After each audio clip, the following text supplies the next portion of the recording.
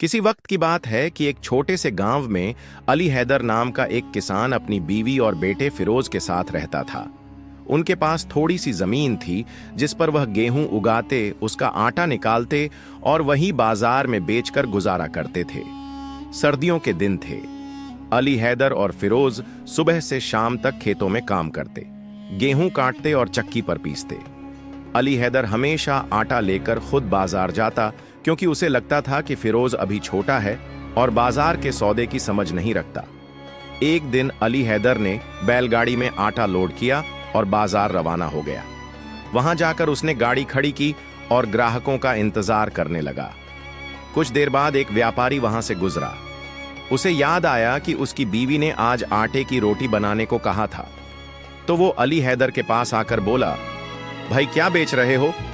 अली हैदर ने खुश होकर जवाब दिया, जनाब आज ही ताजा आटा तैयार किया है, आप चाहे तो सस्ते दामों दे दूंगा। व्यापारी को अली हैदर बहुत सीधा साधा और भोला लगा। उसने कहा, यह पूरी गाड़ी का आटा कितने में दोगे?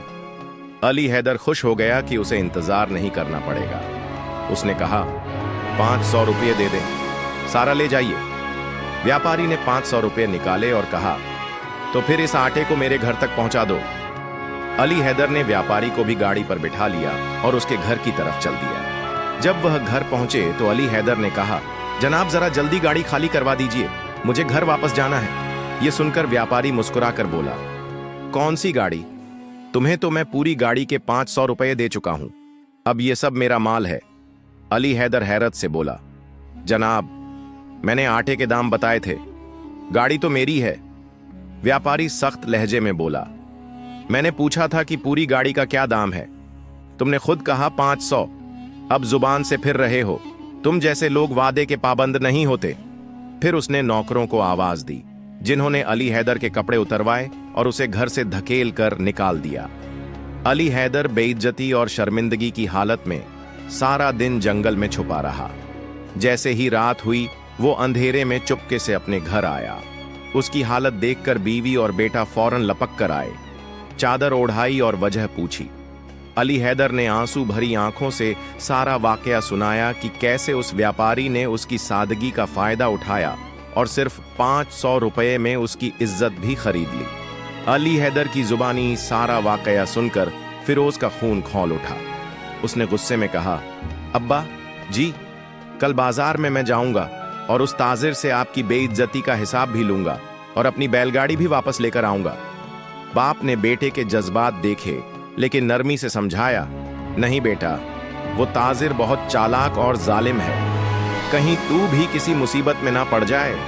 मगर फिरोज ने पुरजोर लहजे में कहा, अब्बा जी बस आप मुझे उसका हुलिया बता दीजिए, फिर देखिए आपका बेटा कैसे आपकी इज्जत वापस लाता है। अली हैदर ने ताजिर का मुकम्मल हुलिया फिरोज को समझा दिया। अगले दिन सुबह सवेरे फिरोज ने पड़ोसी से एक बैलगाड़ी मांगी। उसमें खुद का बनाया हुआ ताजा आटा रखा और बाजार का रुख किया। वह बिल्कुल उसी जगह जा खड़ा हुआ जहां उसके बाप को धोखा दिया गया था। कुछ देर गुजरी थी कि वहीं ताजिर तक भरे अंदाज में आ निकला। फिरोज को देखकर रुक गया। फिरोज का मासूम और नरम लहजा सुनकर ताजिर ने दिल में सोचा, कल बाप को बेवकूफ बनाया, आज बेटे की बारी है, यह तो और भी सादा लग रहा है, अब की बार सारा आटा और गाड़ी दोनों हाथ लगेंगे। ताजिर फिरोज के पास आया और बोला, भाई इस गाड़ी में क्या है? फिरोज ने नरमी से जवाब दिया, जनाब ताजा आटा है, ऐसा खालिस आटा आपने कभी नहीं चखा होगा। ताजिर ने कहा, तो बताओ पूरी गाड़ी का क्या दाम लगाया है? फिरोज ने मुस्कुराकर कहा, बस जनाब एक मुट्ठी भर रुपए दे दीजिए, सौदा आपका। ताजिर के चेहरे पर खबीसत से भरी मुस्कुराहट फैल गई। दिल में सोचा, वाह ये तो बाप से भी ज्यादा नादान है, एक मुट्ठी में 10 नोट रखकर 100 रुपये दे दूंगा और सारी गाड़ी मेरी हो जाएगी। ताजिर बोला, ठीक है भाई, सौदा मंजूर है, मगर पैसे मैं घर जाकर दूंगा, तुम बस गाड़ी मेरे घर पहुंचा दो। फिरोज खामोशी से तैयार हो गया। जब वो ताजिर के घर पहुंचे, ताजिर ने गाड़ी अंदर खड़ी करवाई, फिर जेब से 10 नोट निकालकर अपनी मुट्ठी में दबाए और फिरोज की तरफ बढ़ाते हुए कहा, ले लो, मुट्ठी भर दाम और गाड़ी यहीं छोड़कर वापस जाओ, यही तय हुआ था ना? फिरोज ने तैमुल से कहा, जनाब दाम तो आटे के लगे थे। गाड़ी मेरे बाप की है, मेरी है। आप मेहरबानी फरमाकर सिर्फ आटा उतरवाइए, गाड़ी मुझे वापस ले जाने दीजिए। ताजिर बोला, क्या बात करते हो? तुमने खुद कहा था कि एक मुट्ठी भर रुपए में सारी गाड़ी दे दोगे, अब जुबान से फिर रहे हो। फिरोज ने संजीदगी से कहा, नहीं जनाब, जो कहा था वही मांग रहा हूं। आटा बेचा है, गाड़ी नहीं। गाड़ी तो मेरा जरिया माश है। ताजिर ने गुस्से से दांत पीसते हुए कहा, अब अगर ज्यादा बात की तो मैं तुम्हें भी तुम्हारे बाप की तरह जलील करके निकाल दूंगा। फिरोज ने ताजिर की धमकी सुनी तो खामोशी से बोला, अच्छा जनाब, अगर बात ऐसी है तो लाइए वो मुट्ठी भर दाम। ताजिर जैसे ही मुट्ठी आगे बढ़ाने लगा, फिरोज ने उसका हाथ मजबूती से थाम लिया और जेब से चाकू निकालते हुए कहा, सुनिए सेठ जी, मैं अपनी गाड़ी आपके पास छोड़ रहा हूं, लेकिन बदले में आपकी यह मुट्ठी साथ ले जा रहा हूं। वो कांपने लगा, यह क्या बदखलाकी है, हाथ छोड़ो मेरा। फिरोज ने कहा, आपने मेरी पूरी गाड़ी सिर्फ एक मुट्ठी के बदले हड़प ली थी ना, अब यह मुट्ठी मेरी है। चाकू तेज था और फिरोज का इरादा सच्चा। जैसे ही उसने हाथ पर दबाव डाला, ताजिर चीख उठा, गिड़गिड़ाते हुए बोला, खुदा का वास्ता है बेटा, जो चाहिए ले जाओ, बस मुझे छोड़ दो। फिरोज ने कहा, पहले वो गाड़ी खाली करो जो कल मेरे बाप अली हैदर से छीन ली थी, वो भी वापस दो।